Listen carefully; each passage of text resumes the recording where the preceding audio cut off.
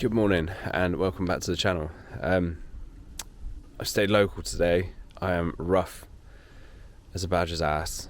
I know I said last week I'm going away in a van for the night. It's carnival, don't like it. It has not worked out that way. Rough.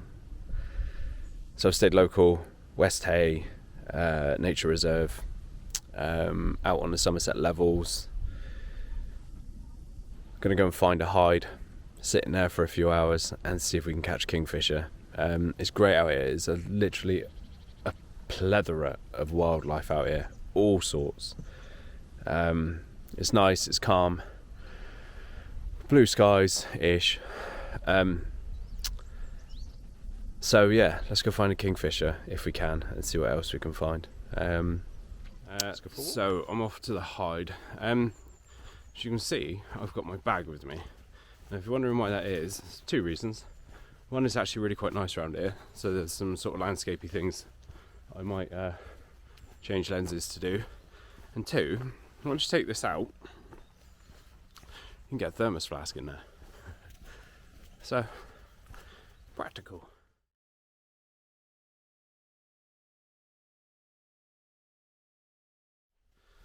Right, so with wildlife photography, I thought I'd try and find some stuff out about ISO and noise and all that crap. Now naturally you'd think, get the aperture wide open. The Sony goes down to 5.3 I think at 200mm. So naturally you think, get that wide open, as much lighting as possible, shutter speed up, and then adjust your ISO from there. But that's not the case. It's not the case.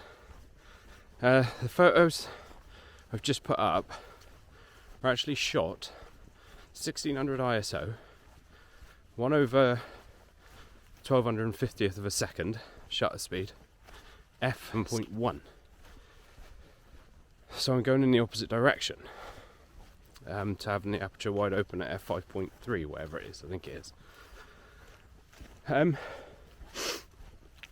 Now if you go on a website called Photons to Photos, you can tap your camera in on a drop down list. I think it's the third, when a website opens, it's the third line you can select, which is the one you want. I'll try and do a screen grab in a minute. Can't do it now because I'm in the middle of a shitty field walking through mud. Glad I brought my boots.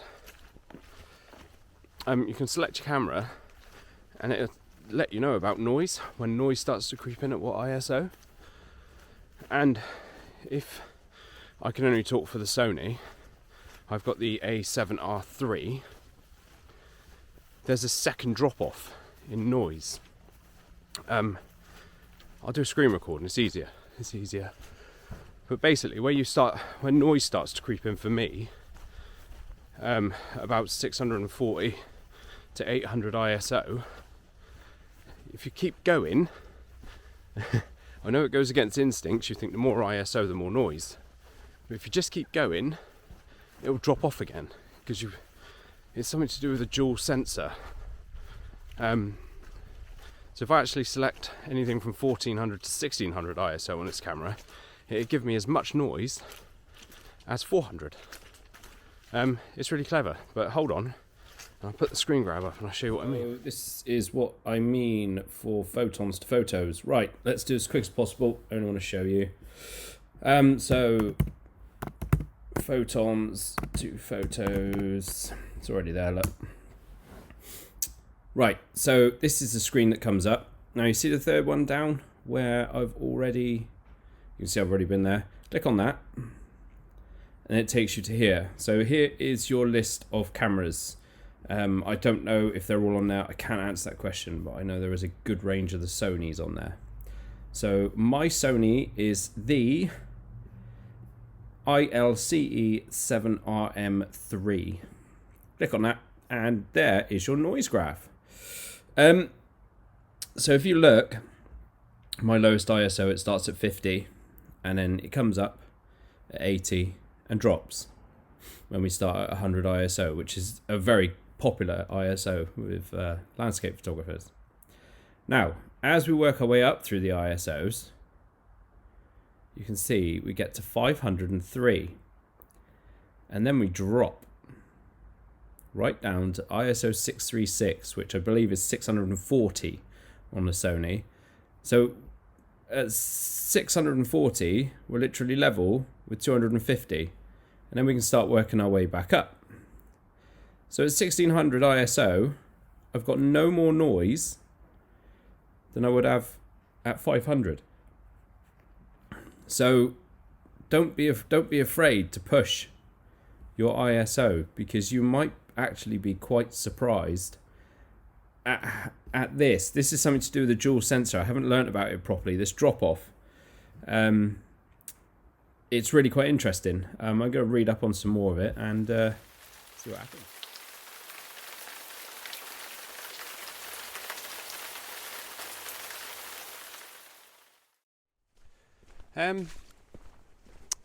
So I've been sat in the North Hyde all morning, probably about 4 hours, I think.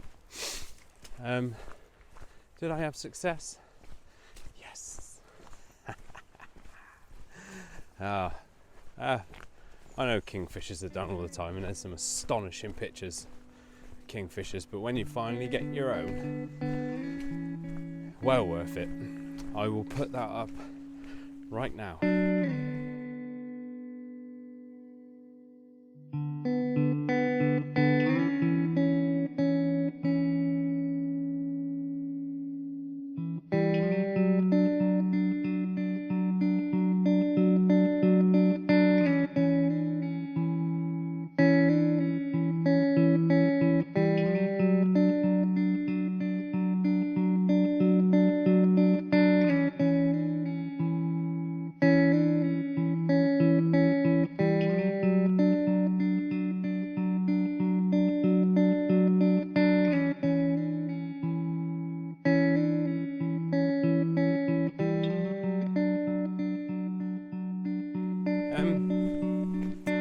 I think what I'm going to do is come back out tomorrow and start a week of nights tomorrow.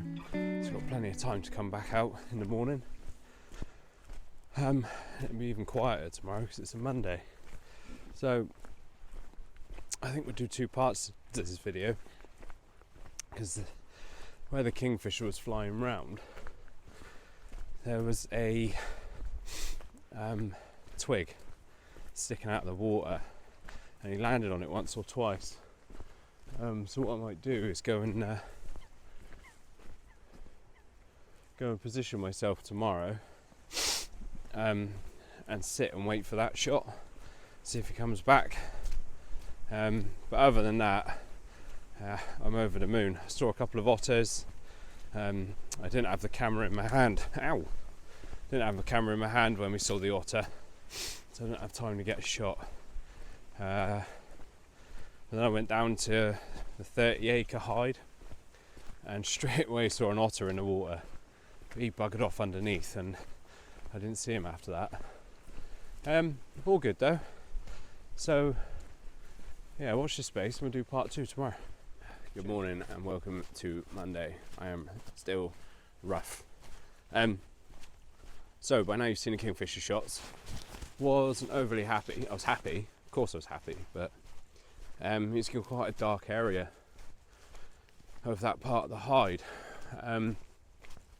which is a bit of a bugger. So I'm coming back today and I can always hear them. Anyway, I'm coming back today and there's a branch sticking out of the water. I'm hoping it's going to be a little bit quieter down there. I can set up on that branch because he landed on it yesterday. So I'm guessing he'll have some sort of pattern and he'll land on it again today at some point. So I'm going to sit, I'm going to wait. But the point of today is getting the camera set up properly and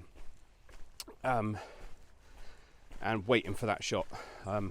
Never done this before, never purposely waited for a shot, so it'll be interesting. I got coffee, I got cakes, I got some hours to kill. As I was driving down this morning, I I don't know what it is yet. I haven't looked at the camera properly, but I put it up literally 10 seconds. It was a buzzard or a marsh harrier, I think, sat on a fence post, just surveying his killing fields probably. I couldn't stop the car until I was past him, but he let me get out and get the camera ready, and I got a couple of shots of him. So I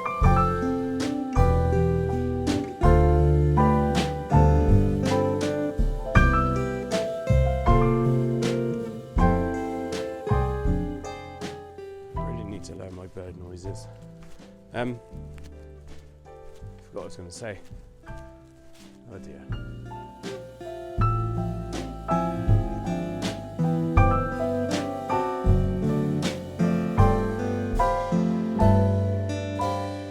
That's it. Going for a silent shutter today. Got it on one of my custom settings on the Sony. One of the photographers who was in the hide yesterday, he suggested I try it. Not necessarily because the birds will hear the shutter, but because his advice was it takes a tiny bit of vibration out. So yeah, I mean, if that means the difference between acceptably sharp and pin sharp, I'll take it. We'll try it. The sharpest kingfisher shot I got yesterday was the one where he was facing to the right, and